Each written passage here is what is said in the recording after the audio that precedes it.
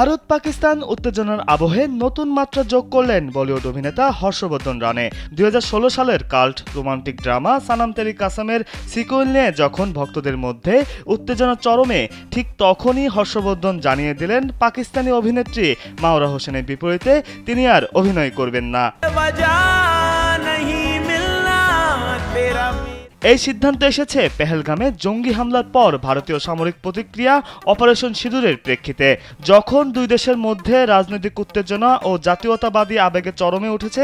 ঠিক সে সময়ই মাওরার একটি মন্তব্য উঠে আসে সোশ্যাল মিডিয়ায়। তিনি তার সোশ্যাল মিডিয়া হ্যান্ডেলে ভারতের পদক্ষেপকে কাপুরুষিত বলে মন্তব্য করেন স্যান্ডেলিনা সো রূপচর্চায় আভিজাত্য এবং লিখেছেন, ভারতের এই হামলায় নিরীহ মানুষ প্রাণ হারিয়েছে, ভারতকে ধিক্কার জানায়, আল্লাহ আমাদের সকলকে রক্ষা করুক।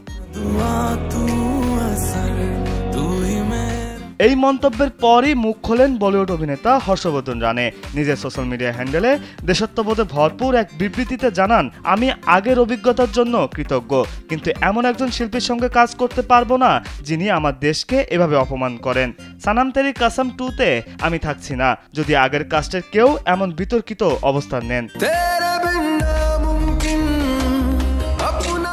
তিনি আরও লেখেন, আমি সকল দেশ ও মানুষের প্রতি শ্রদ্ধাশীল, কিন্তু আমার দেশকে অপমান করলে তা আমি কখনোই মেনে নেব না।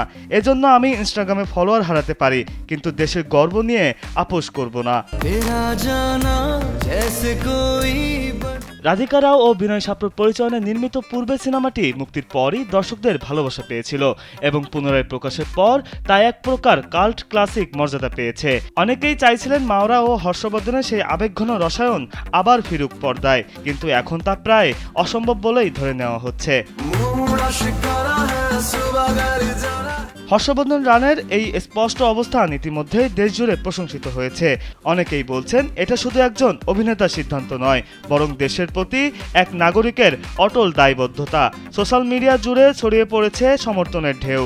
এই ঘটনার পর শুধু সানাম তেরি কাসম 2-এর ভবিষ্যৎই নয়, বরং ভারতীয় শিল্পীদের দেশপ্রেম ও আন্তর্জাতিক সহশিল্পীদের সঙ্গে কাজের নীতিমালা নিয়েও নতুন করে আলোচনা শুরু হয়েছে।